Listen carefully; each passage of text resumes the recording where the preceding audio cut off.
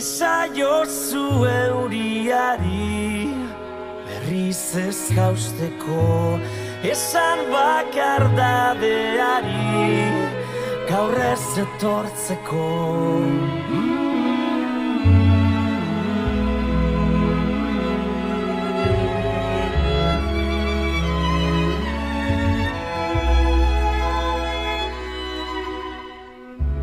Eusten nauen sokatzara, taitotzen nauena, ametsak sortu zizkidana.